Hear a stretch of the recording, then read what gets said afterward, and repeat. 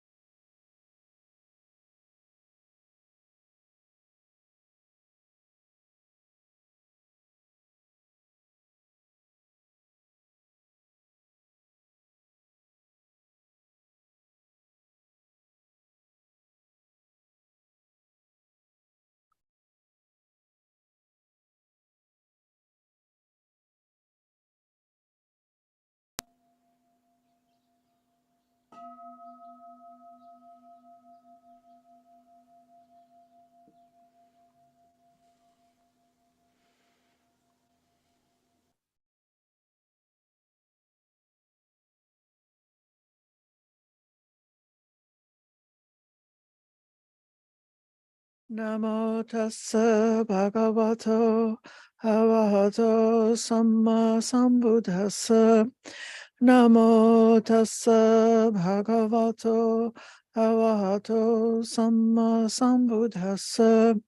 Namo tassa buddham dhammang sanghang namasami. Let us start this afternoon by this time meditating on impermanence.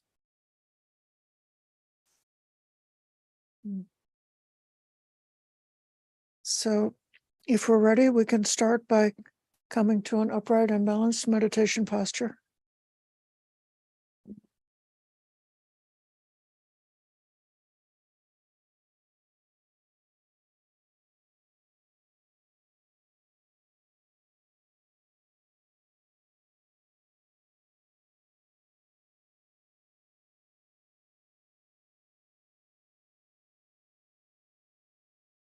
The decision to stay in the present moment just for this session.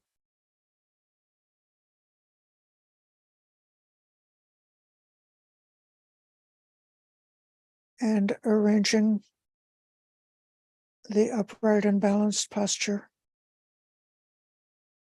with the hands and knees that we can keep without having to shift around.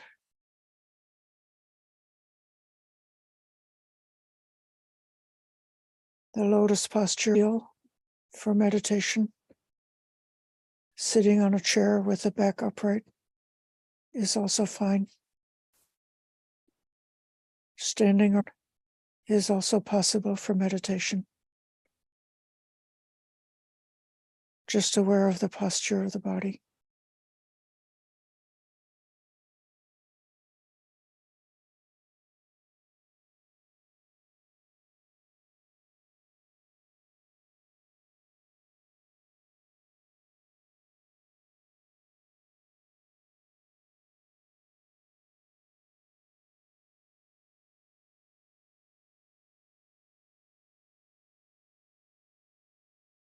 Taking one or two long,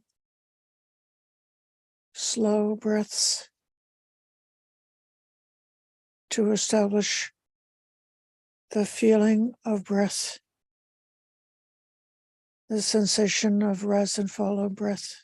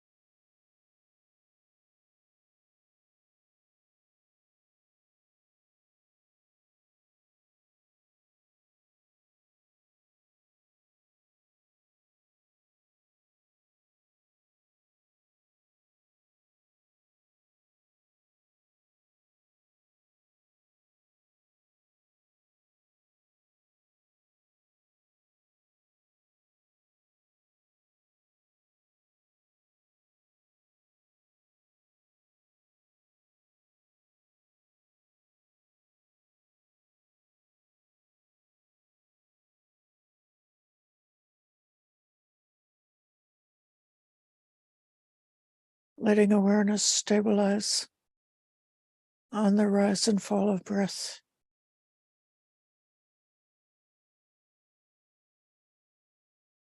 The feeling at the nostrils, or wherever that's easy and clear to notice.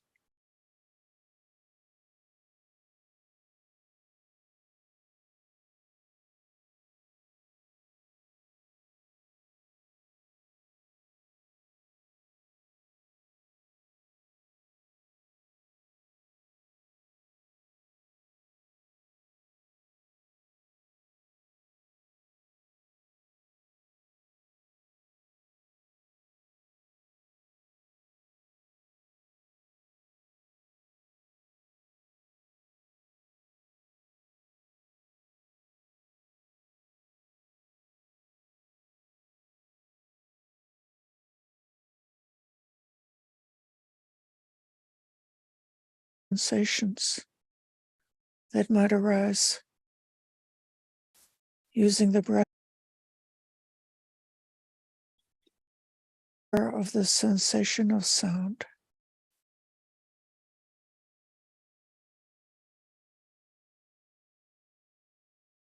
If there's any reaction to that, pleasant or disturbing,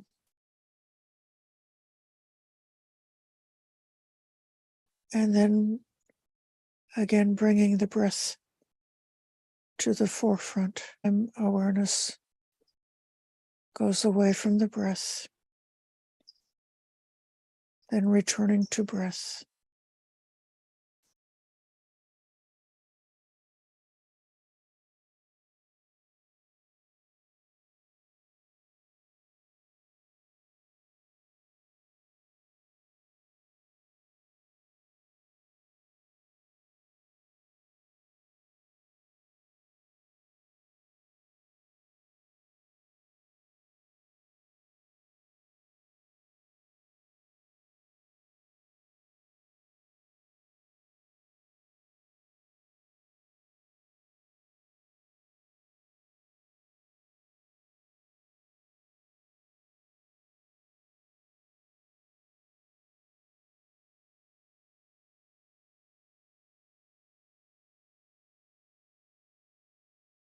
One might notice a touching sensation, like the cloth touching the body, or the seat touching the cushion or chair.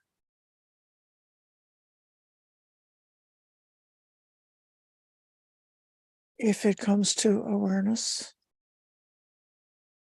notice that.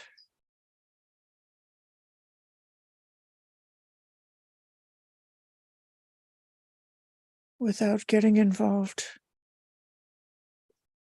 in greed or aversion. Just notice it how it is and go back to breath.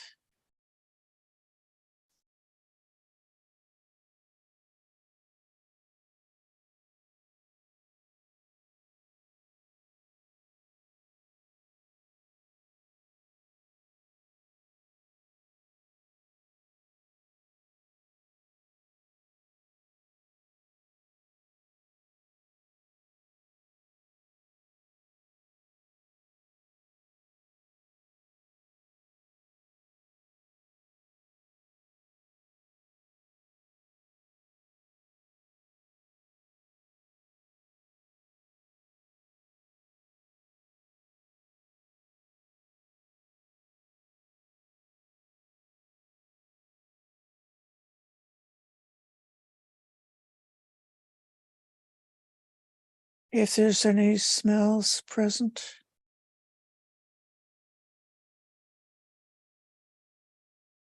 can be flowers, incense, the smell of something in the house. Just noticing and back to breath.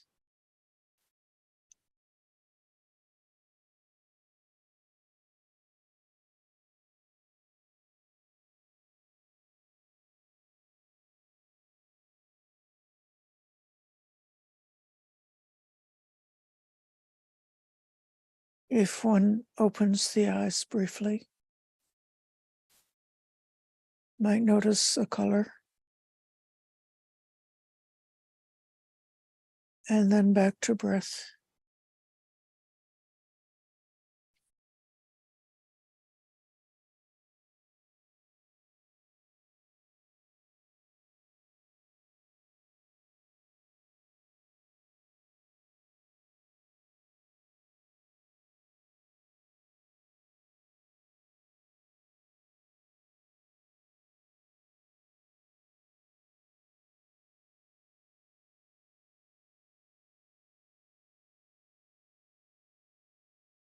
Just noticing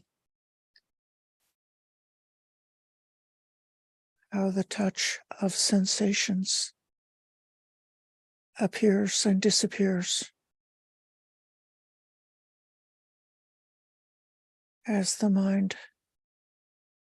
is aware and connecting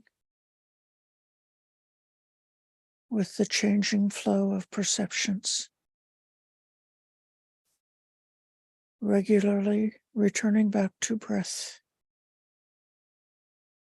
as the anchor and stability for meditation.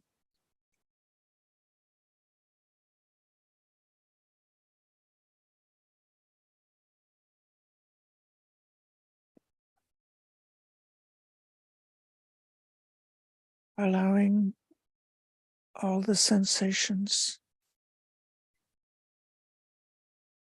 noticing how fast they change.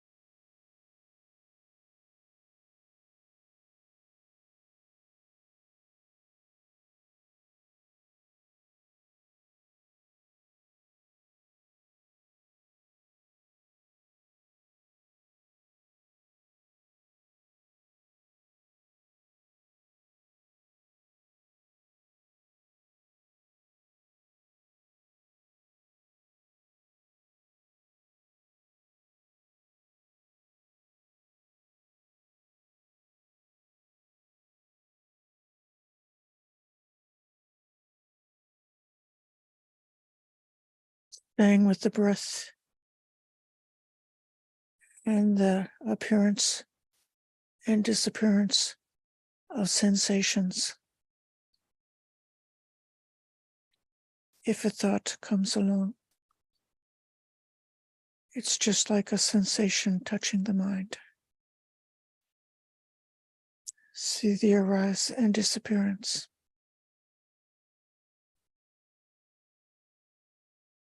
How they change.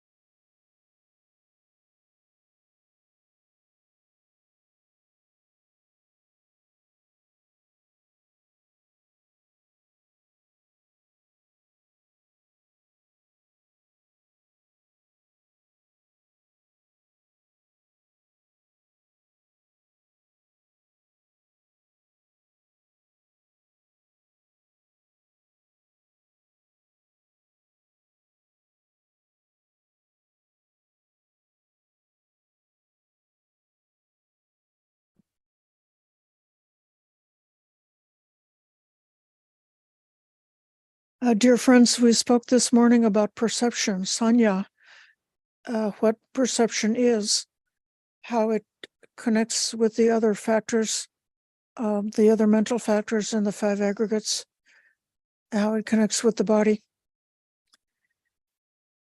And we spoke about how perception can be, we'll say, corrupted by concepts, especially concepts that are affected by aversion and sensual craving.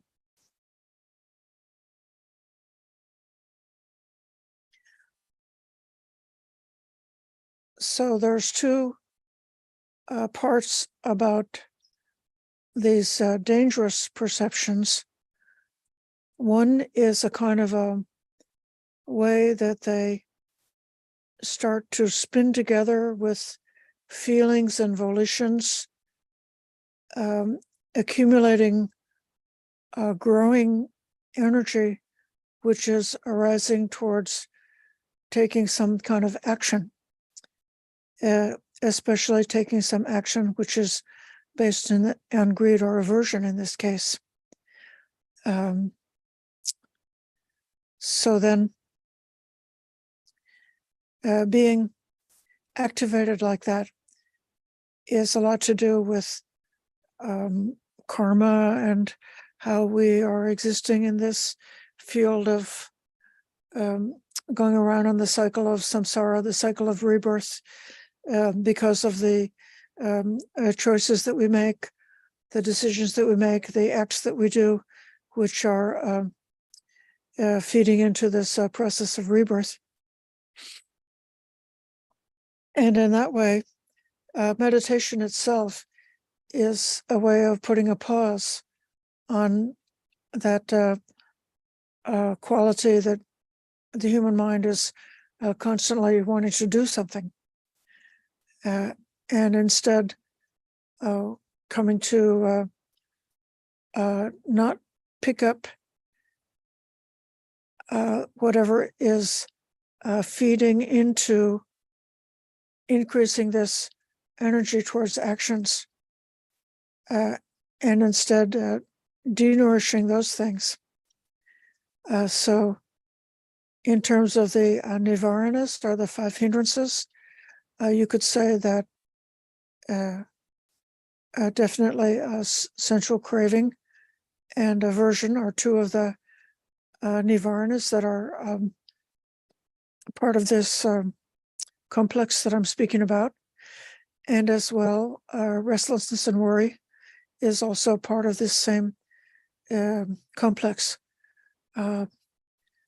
So then the opposite qualities are those qualities in particular which are supportive towards meditation, and also supportive towards stopping the rat race just long enough to look around and see clearly what's really going on, what is our situation. So in that way, the kind of perceptions that are supporting greed could be put opposite to the kind of perceptions that are supporting letting go. In Pali, they use the word nekkhamma, which sometimes means renunciation, or just letting go. So when you're greedy for something, you want to pick it up, take it, make it part of yourself, own it, control it, and then when you let go, it's releasing. The hand is open. The thing or the person or the experience or the phenomenon can be allowed to just follow its own life cycle of arising, having its moment of existence, and passing away. And we're not trying to cling on to something which is naturally transient because of impermanence.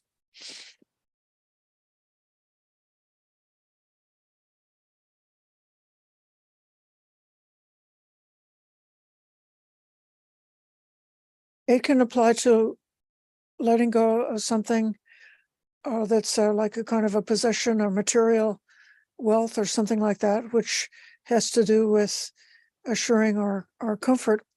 And it also can be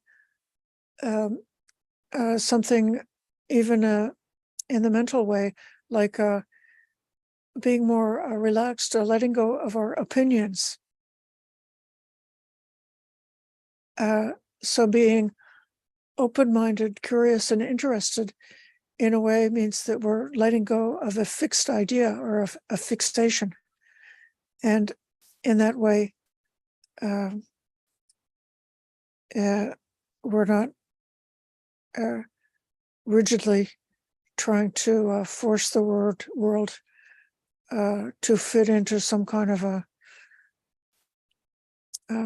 framework of ideas about our opinions about how things are or how they should be. And then the second kind of right thought is contentment free from aversion. So to be aversive is to be not satisfied with the way things are. And to be content is to allow whatever is to be exactly what it is. It's said in the verse that contentment is the highest ascetic practice.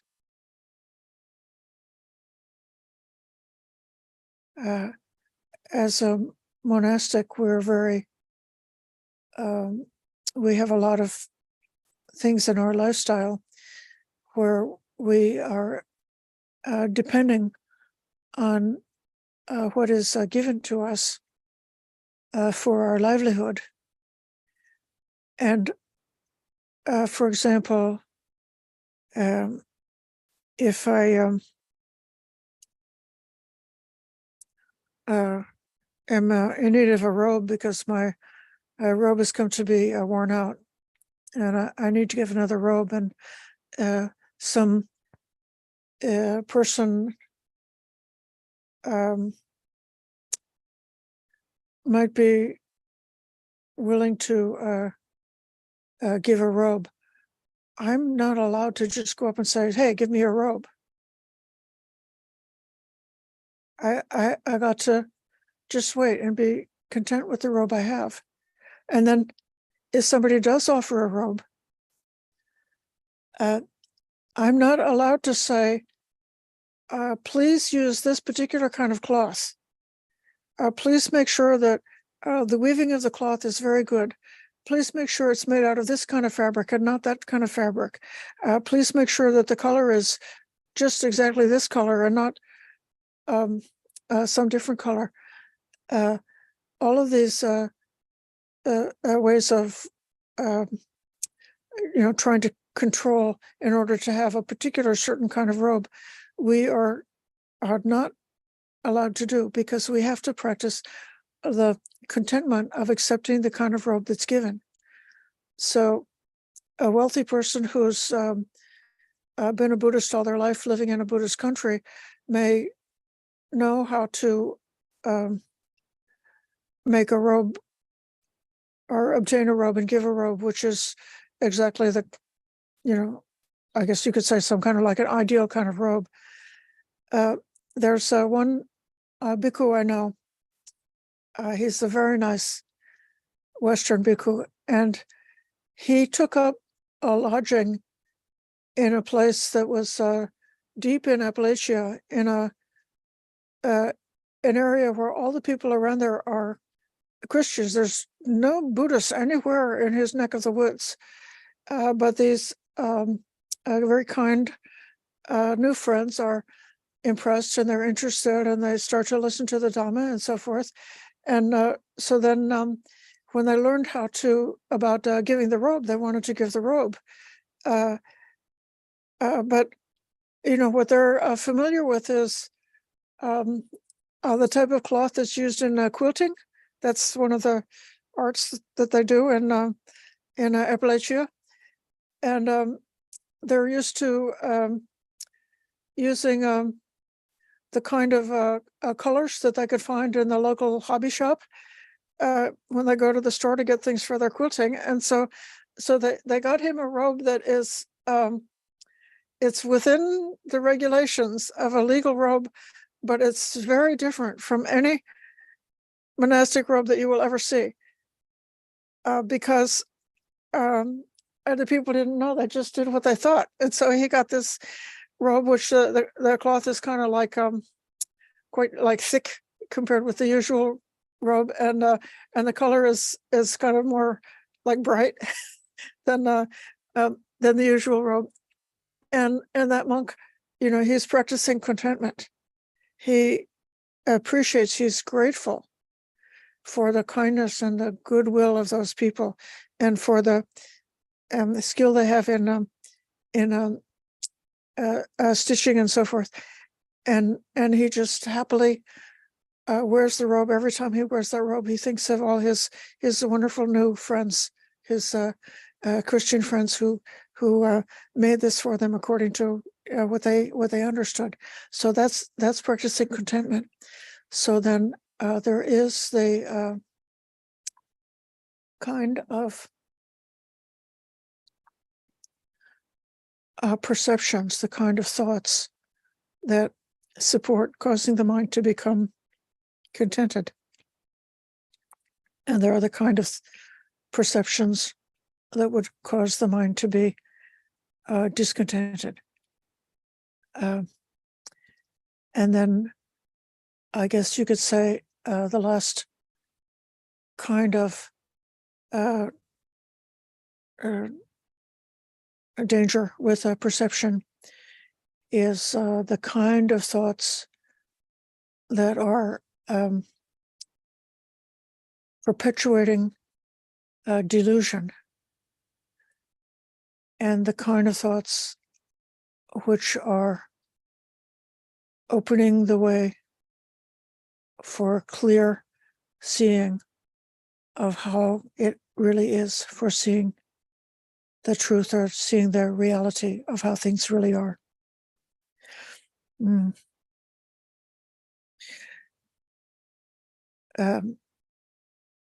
They speak of the distortions of view. It's called vipulasa.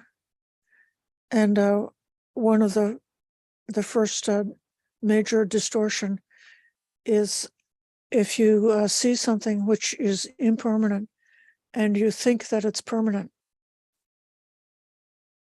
So if you think it's permanent, you perceive that it's permanent. This is like the metaphor I gave you this morning. When you feed the cat of delusion. And just by entertaining this thought of permanence, it can really take hold and grip the mind in a very strong and powerful way. Just like the thoughts colored by aversion or thoughts colored by greed can grip the mind and become very strongly embedded and stuck in the mind, and then difficult to shake off. It's for that reason that then we try to be careful not to be holding on or giving credit to those kind of perceptions that are leading us in the unskillful directions.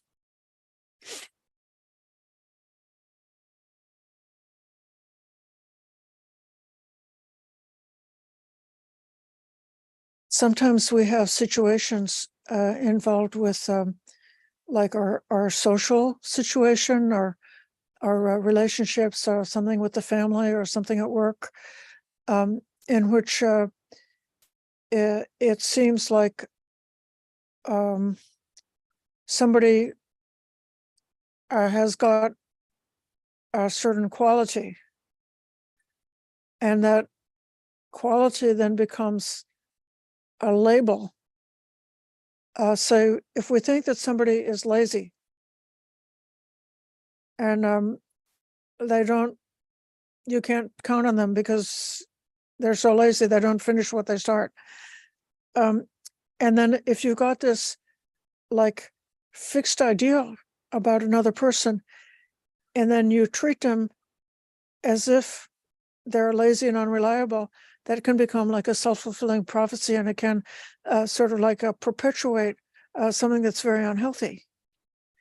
But then if you have an idea that what's appearing or what's manifesting as laziness is not permanent to that person.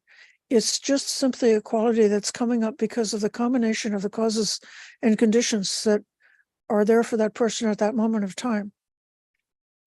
And it might be that that person has got some health problems, and later on they get over their health problems.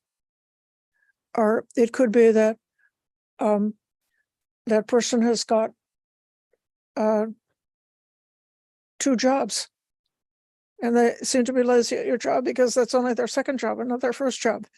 And or it could be because a person is distracted because of some other kind of like problems in life that are wearing them out and stressing them out and causing them to be ineffective, and all these things manifest as this label. But then a good friend may then try to observe sympathetically and closely.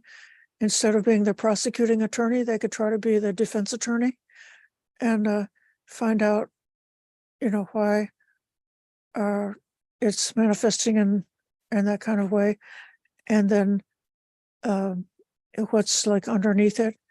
And then it could be that it's possible by making a suggestion or giving some help to shift the underlying supportive factors.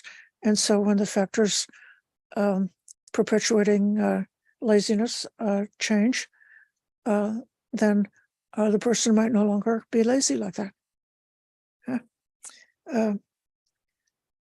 And so this we can see that the delusion of permanence doesn't only have the spiritual impact in terms of our quest for liberation from suffering at the individual level, but it also has so many ramifications that are so relevant to becoming more skillful and effective here in samsara, in the practical world of the whatever responsibilities we need to take care of, or whatever people are appearing in our universe. We can be so much more skillful if we don't have those deluded false ideas about permanence of things that are actually not permanent.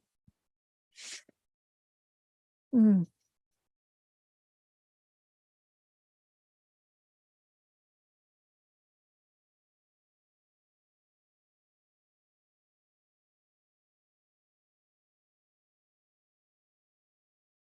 the meditations that are given in the Giriyamananda Sutta, the Buddha mentions 10 perceptions.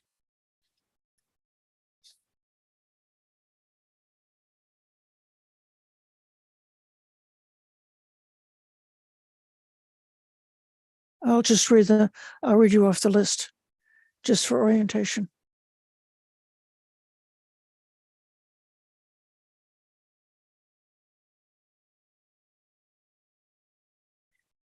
The leader is the perception of impermanence, then the perception of not self. Then there are two perceptions that are very directly related to shaking loose the tendency to be clinging with desire or clinging with greed to the things that we love or the things that we like. One is called the perception of foulness, the asubha, and then the perception of danger.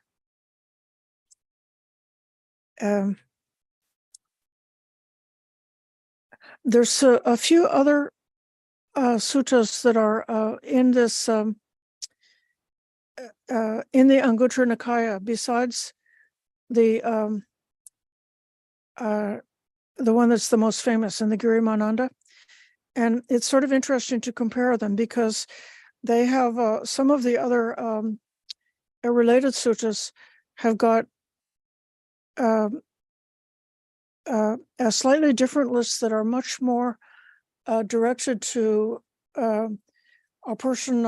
It seems like in one case it's related to someone who's really got an addiction problem.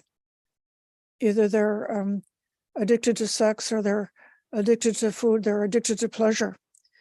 And besides these two, the perception of foulness and the perception of danger, they are advised to do the extended perception of death, like all the different stages of the decomposing body, and also to dedicate themselves to the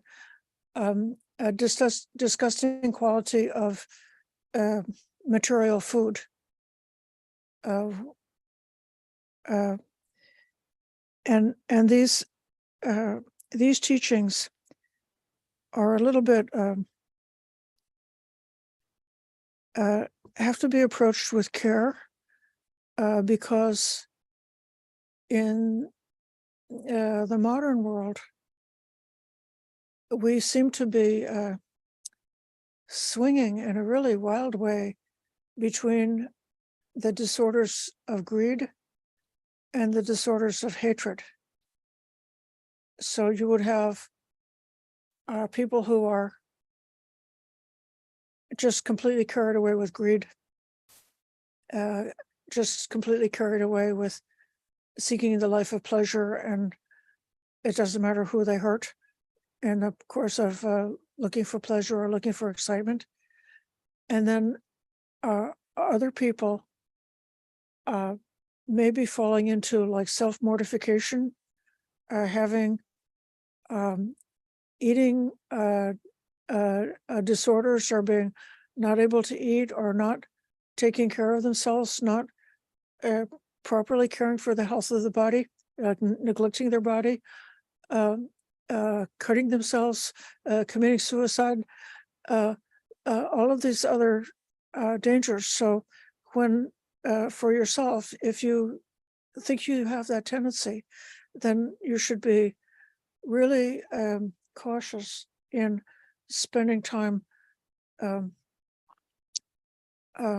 contemplating about the disturbing and horrible qualities of samsara.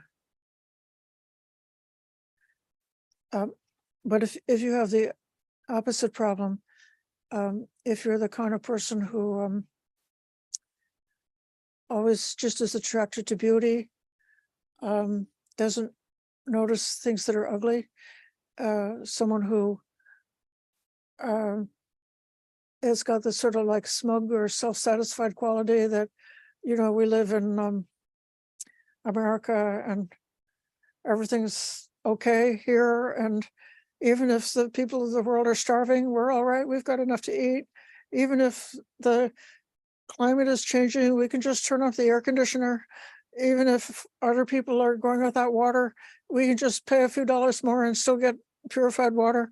And so then we don't even we just are like this self-satisfied quality without seeing the danger. Well, then we ought to look more at the danger. I even, when I look at the Buddha's teachings about danger, it makes me remember that it might be that 2,600 years ago, the number of people who had the life of the ruling class in the Buddhist time, which was probably in material comforts, it was probably maybe equivalent to a modern working class life, but they had some comfort and some safety. But that would be a small minority of people. And the great majority of people would have a really hard push just to be able to live, and would be in a lot more danger from disease, a lot more pain and suffering from different kinds of diseases, and even living in a society where justice and democracy might be rare things in the world, that only a very few people get to experience justice, and the most majority of people might experience injustice and cruelty at the hands of whoever is ruling them or dominating them. One sutta I read this morning, the Buddha was saying, he advised the monk to look at their fingernail and see if there's any dirt under the fingernails, and compare the amount of dirt under their fingernails with the amount of dirt in Mount Meru, which is the tallest mountain of India at the time. And he said, oh, so which one is better? Which one is more?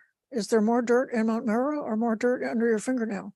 And the Buddha and the monk would say, Venerable sir, the amount of dirt under my fingernail is so small, it's completely insignificant. It's almost not even worth looking at compared to the dirt in Mount Meru. And then the Buddha said, right. And the number of people who get reborn into a hell realm is compared to Mount Meru.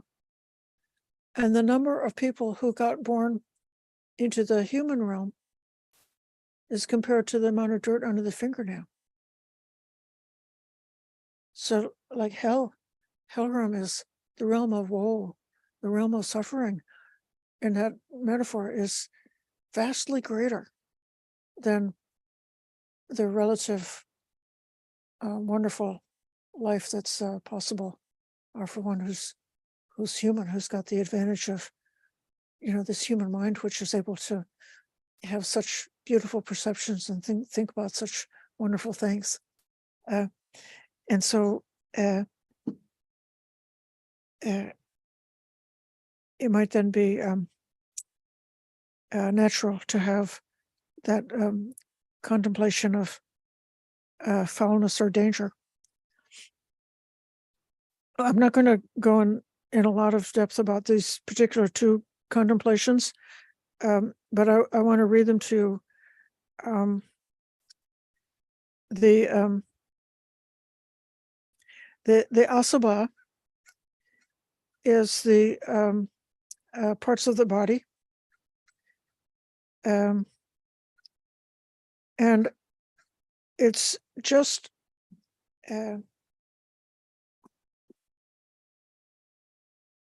instead of looking at the parts of the body in terms of this lovable, beautiful body of a person that we care about, and you just feel so fond of them. It doesn't even matter that much what they look like, but you're so fond of them because of who they are and how much you love them. And then you like to look at them. You like to look at the different expressions on their face. You would like to give them a hug.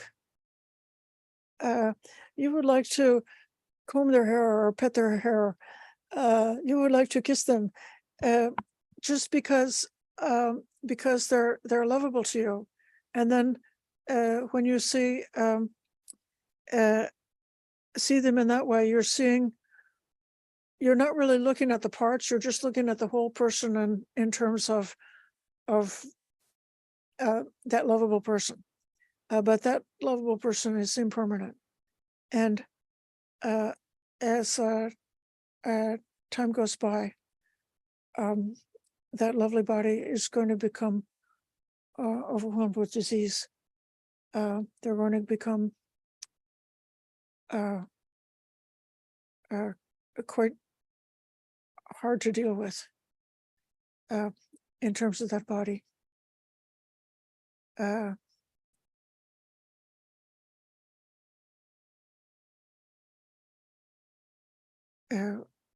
One friend of ours, when they were near the death, because of cancer, the entire digestive system shut down, and the doctor advised them not to eat because they couldn't digest food. And if they did eat a little bit because they were longing for the flavor of food, they would very quickly throw up, and then the spit up that they did was all black and really, scary, terrifying, because of the disease that goes so far in the body. And so this meditation is like to see that that level of beauty is just because of our attitude, but that the body taken by itself, apart from our affection for that person, the body itself is not lovable. It's just what it is. So you look separately at the head hairs, the hairs on the body, the fingernails and toenails, the teeth, the skin, the flesh, the sinews, the bones, the bone marrow. You look inside the body at the kidneys, the heart, the liver. Pleura, that's like the bag of skin that's holding the organs of the body internally. The spleen and the lungs, these are different organs of the body. The intestines filled with their substances. The stomach, bile is a fluid in the body that's part of digestion. If you had a chance to open up a body and taste the bile, it's extremely bitter. It's like a strong fluid that helps to break down the food. Then the phlegm, that's in your when you have a runny nose. The pus, blood, sweat, fat, tears, grease. That's the fatty parts of the body. The saliva, the nasal mucus, the synovial fluid. That's like when in your joints, when you sprain your ankle and it swells up, it's puffed up with synovial fluid. And the urine. Don't to mention the urine. And then the last one of all is the brain. So just saying, instead of looking at the lovable essence of a person who you care about, becoming very objective towards the body by looking at the different parts and realizing the body is just made up of these different parts. And this is particularly for persons who are trying to be celibate and who are troubled by sexual desire. That's one way of taking care of that.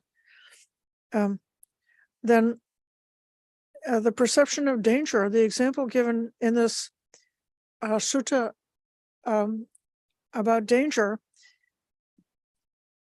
is all of the diverse diseases that could arise.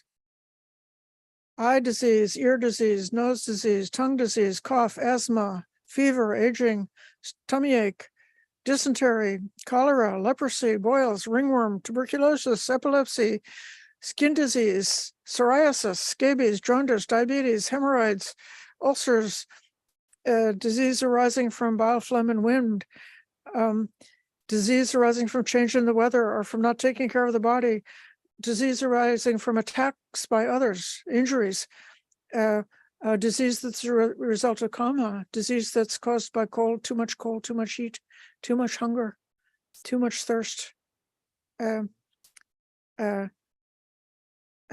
much defecation and urination. So then this is just recognizing objectively, even as young and beautiful and great as this body is, it's subject to all kind of disease. And if we don't get all of them, we're likely to get some of them. If we don't get a long-term chronic disease, then we may get a quick and acute disease. If we don't get some kind of quick acute disease or chronic disease, then we may get some injury. But something like this is going to happen, and it's going to bring about the deterioration and the end of this physical body. So these meditations are for the purpose of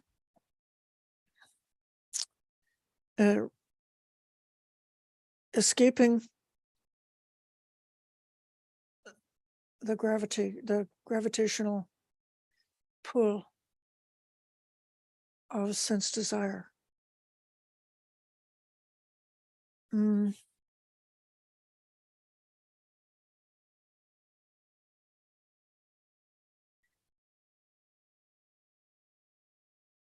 Just to continue doing this summary, there are three contemplations that appear in this Girimananda Sutta that are the opposite side of the pole. At one end, we're trying to find the kind of perceptions that will overcome the pull of samsara and enable us to come away from being attached to our existence in samsara. And then in the opposite end, there is the what could be seen as the more subtle end of the spectrum, which is the cessation of dukkha, the fading away, and nibbana. So the three perceptions there are the perception of abandoning, that's letting go of being attached to anything which is impermanent. And then the perception of dispassion, that's where, because of seeing things accurately as they really are, we are no longer triggered with greed and aversion.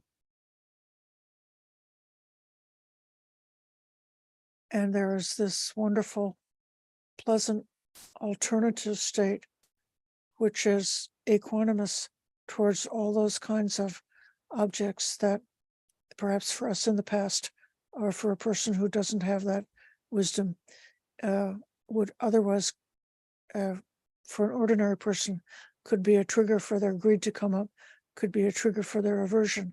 But we can be around these objects and we are dispassionate. They don't harm us or bother us or disturb us whatsoever.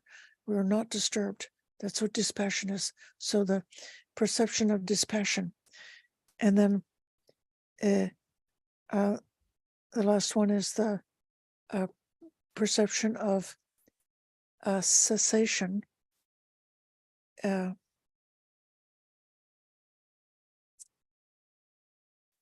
That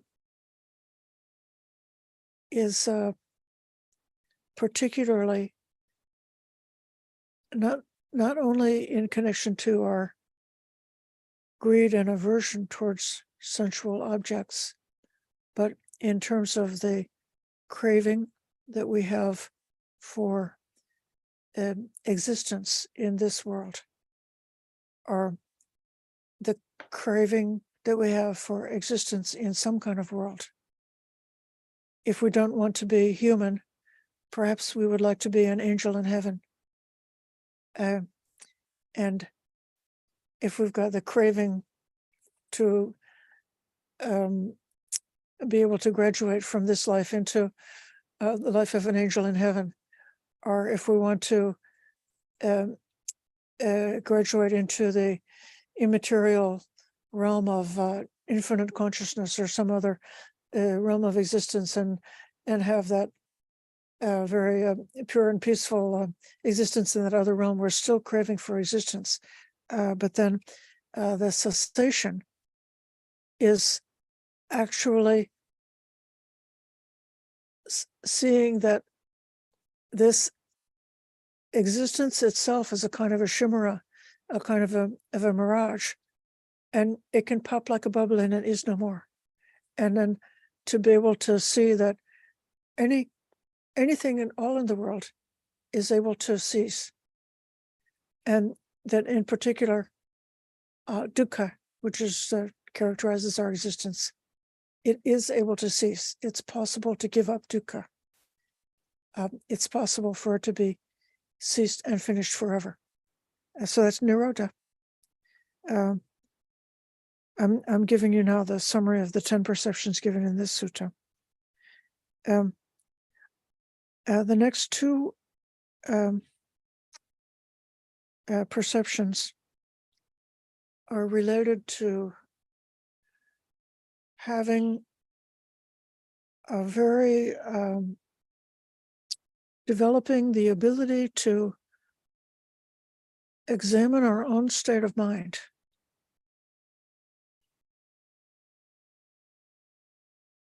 So that we're not just thinking green trees, danger, danger, in the example I gave this morning, or thinking lunch, yummy, yummy, yummy. Not thinking about objects in that way, but instead seeing inside the mind, oh, this is the mind which was affected by fear. This is the mind which was affected by greed. This is the mind which is affected by some impulse or some quality, some tendency. So then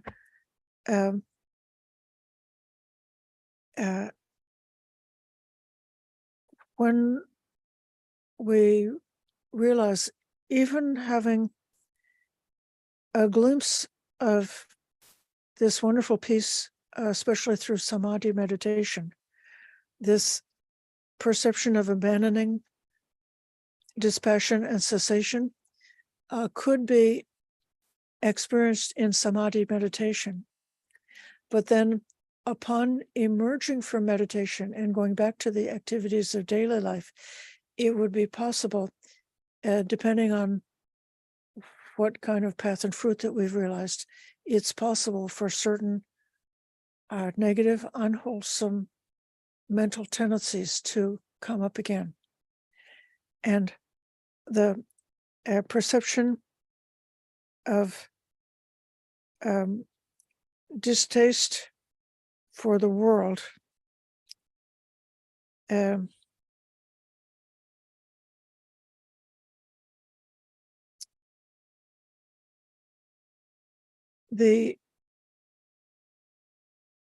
all of the grasping that we have concerning the world,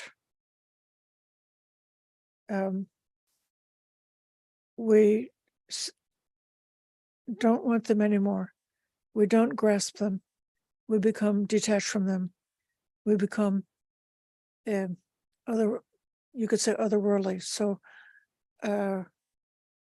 whatever is going on in the world, we are able to have a neutral attitude towards all that. The world can just do what the world does. And even like internally within this mind and body is a different kind of a world. And so the operation of the mind and the operation of the body, as long as we're alive, those things are still operating. But we just say, okay, it's what the body and mind is doing. But we're not attached to any of it anymore. We're ready to give them up. We're not trying to grasp and hold on to them anymore. So that's the first one. And that this is based on seeing into the mind, seeing into the thoughts. And then the next one is another aspect.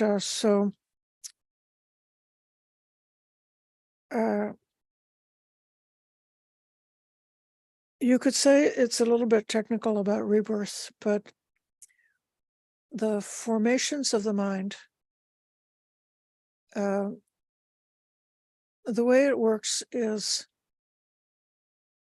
there's the actuality of the world as it is and us in the world. And then there's a mental process that goes on wherein we are creating in our own mind a framework. It's like a castle in the sky, which is our image of the world that we're inhabiting. So we possess in our mind an image of the actual world, and we got to occupy and live in that imaginary world that we've created with our mind. Ajahn Brahm says, his comment about hell is that if you feel that you deserve to be punished, then at the end of your life, you may go to whatever punishment you think you deserved, and you may stay there and continue to be punished for the length of time you think you deserve to be punished. So, like, the whole thing is a mental creation. So whatever kind of world we live in, if you think the world is great, or you think the world is hopeful, or you think the world is terrible, it really is the fabrication that you mind. That's where you're living. You're living inside your own mental fabrication. And so this sutta is seeing the impermanence of that world that one has fabricated. And it says that the monk is horrified with this process of the mind constantly creating the world. And this is sort of like the last rocket booster that you need in order to escape from rebirth and get to samsara. So maybe you've left a lot of the commonplace suffering that's coming up because of greed and aversion and hatred, and feeling disturbed and being emotionally upset and so on and so on. And you become a very highly skillful practitioner, someone who's able to do meditation. And that could be compared to instead of living in a swamp or living in a city or living in a desert, you've gotten up to outer space and you're going around and around the world on a satellite. So, that's kind of like peaceful, just circling around in outer space, but it still is connected with that last amount of gravity that's keeping that satellite connected to the world and keeps it going around. And so then this last energy that you need is to break that gravity. and to escape from the gravitational pull of this world. And so that's the perception of the not wishing for these formations. And then the last of the perceptions in this sutta is the mindfulness of in and out breathing. So now it circles back, and they give exactly the same 16 steps of the anapanasati, which is given in the sutta, and in breathing and out breathing. So this is like the complete meditation practice for samadhi, based on contemplation of the breath. But in this case, one is doing the anapanasati in a way which has been conditioned by all of this previous contemplations. And so we can say we've done a major renovation on the conceptual framework that we're carrying around with us. And that complete switchover of the conceptual framework is creating the supporting conditions for then what we may be able to realize and experience directly while we're doing this meditation on the in-breathing and out-breathing, the anapanasati. So that's a summary. I tried to speak this morning about the unskillful and perceptions which can both detract from the purity of like bare awareness of what we perceive and get it into conceptual proliferation, and also get us into the type of proliferation that's leading us in a bad direction.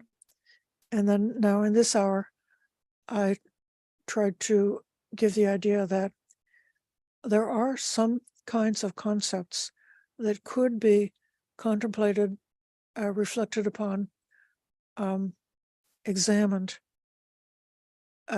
according to what we need, depending on our character and where we're at in our practice. And those contemplations can condition the mind so that it goes away from greed and towards letting go. So it goes away from aversion and towards contentment. And so that it goes away from delusion and towards seeing things accurately as they are. Now later on, even these kind of contemplations and perceptions given in this sutta, you can also give up being so specific. It's like too tiresome and too cumbersome to be thinking in such a diversified way about different Dhamma themes. But instead, you can aim for the mind becoming much more quiet than that, and going towards a state where perception becomes more and more subtle, more and more direct, nonverbal, and not related to these concepts, but instead simply being able to be present to experience things directly.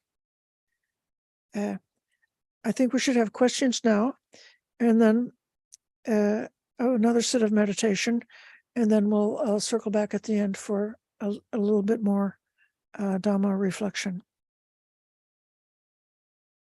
I now welcome your question. Do you have a question? Okay. Do you have a question? Okay, Maitri. Thank you, Aye. I have two questions. The first one is, so the Dasa Sanya that you, from the Kirimananda Sutta. Yes. So it says, what are these 10 sanya, the 10 perceptions? And then the last one is anapanasati, right? Everyone else is, all the 9 before that is perception of asubha and perception of this and that. And then, so that the last one, anapanasati, is the, I guess it is the last perception. Yes, anapanasati is the 10th perception. You had another question?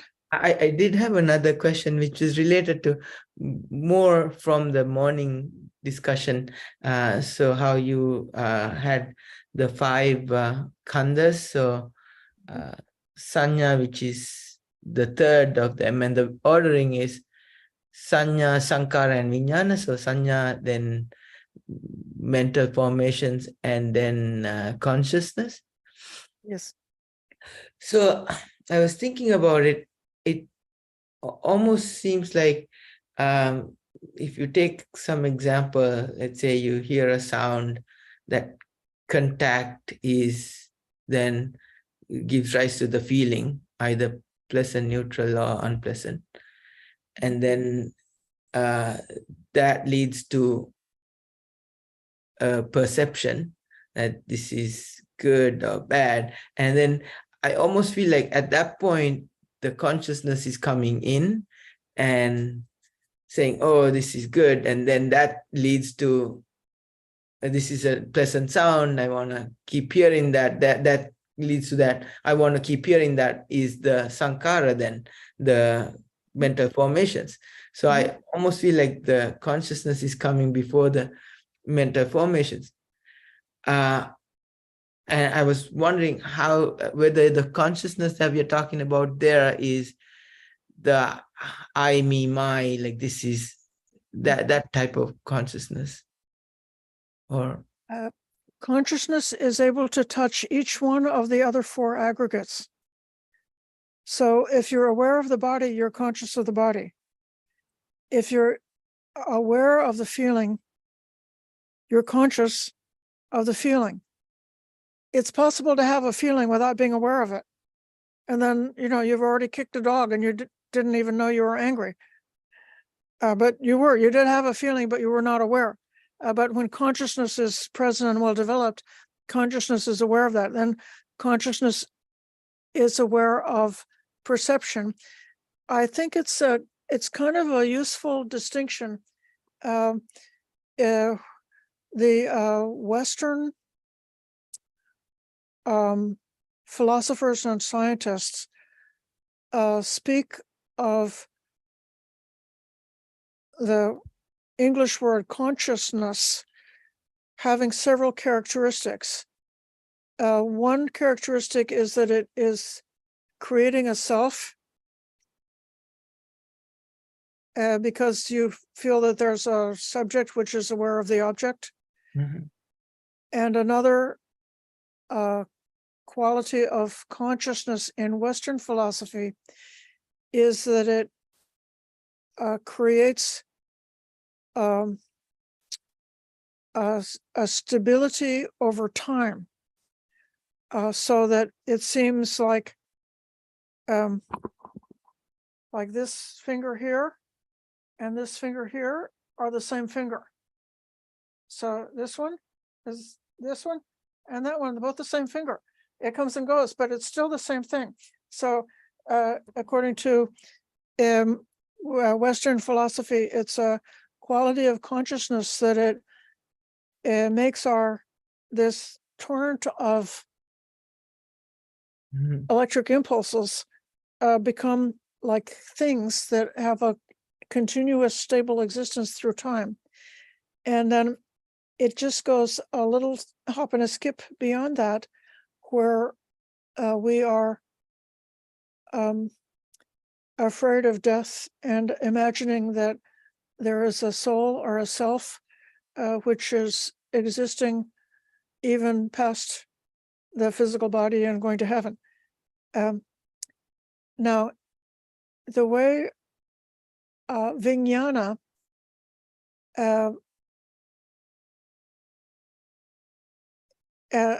part of what sanya does, I think that sanya does have a quality of breaking the reality, the stream of electrical impulses hitting the brain. And it breaks us into the chunks. So this chunk is green and that chunk is blue. And it seems that sanya also is creating something that's stable.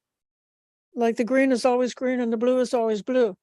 And so then like what consciousness is doing, consciousness is just awareness, and you could think of it as being a light.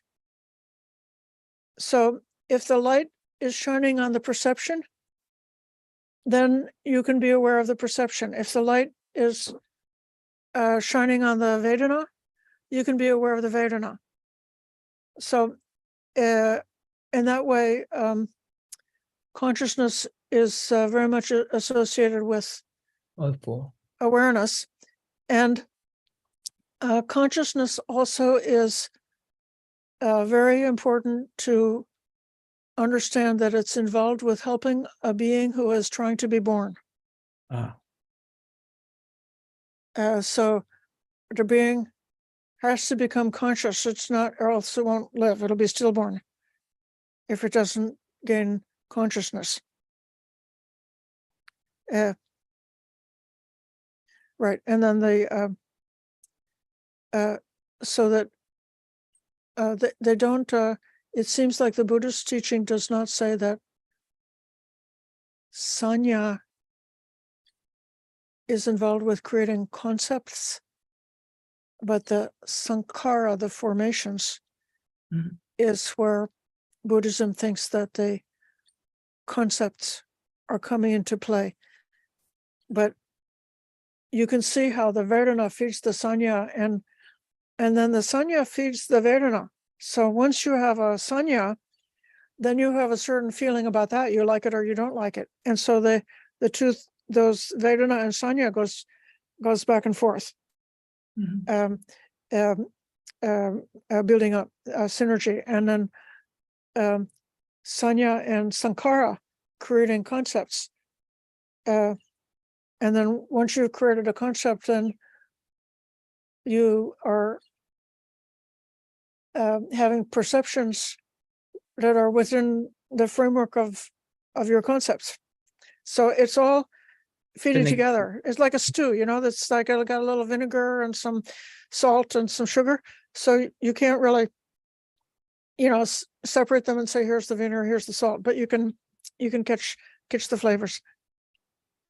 Yeah, I was also looking at so after you spoke in the morning, I was also looking at the organization in the dependent origination, because there are also vijnana comes after sankhara. So sankhara gives rise to vijnana, and then vijnana gives rise to name and form. And so you go through that, and it almost feels like the vijnana, their consciousness, is what making this I making, and the my, like, this is what I like, this I don't like, and all of that. Yeah. But it has the same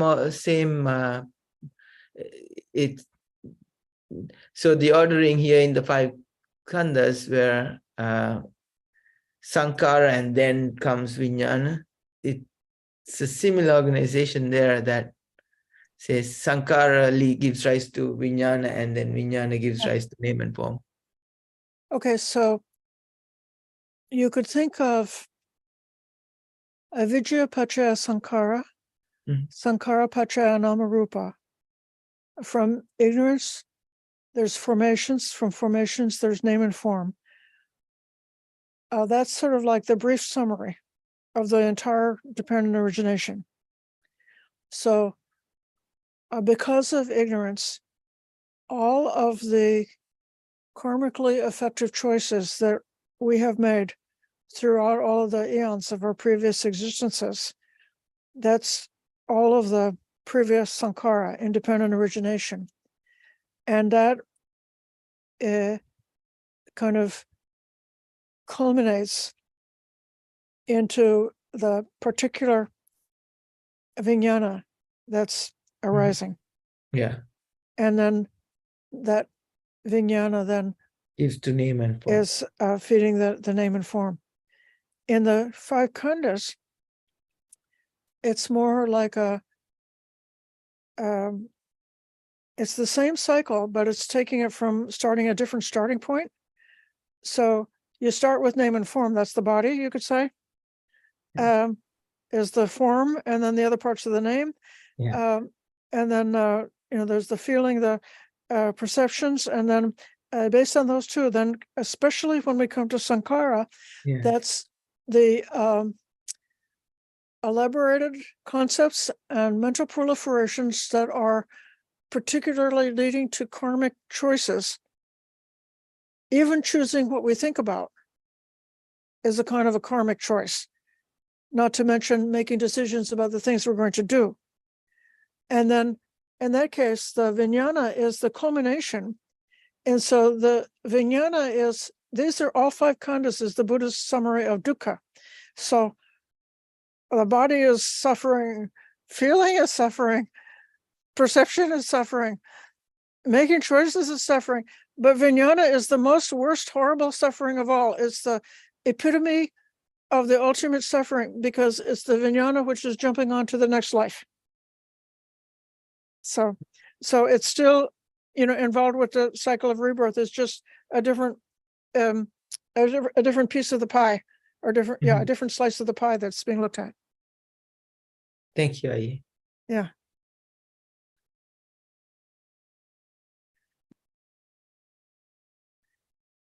For those who came this afternoon, Maureen, welcome. And I gave a talk this morning, which exists on YouTube and is available.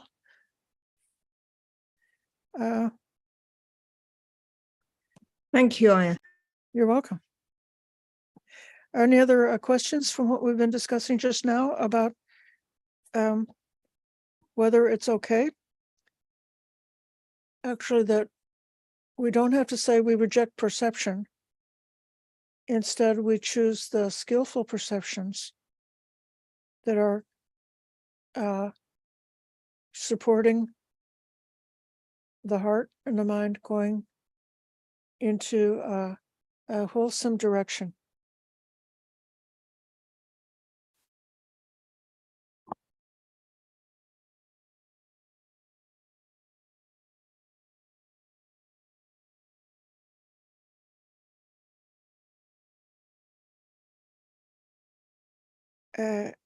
I'd like to go for another set of meditation. Some of us have been sitting for a long time. So let's just take a 5-minute break just to stretch the body or have a glass of water, if whatever you need to. And then we'll come back in 5 minutes. That'll be in California, it'll be 2:54.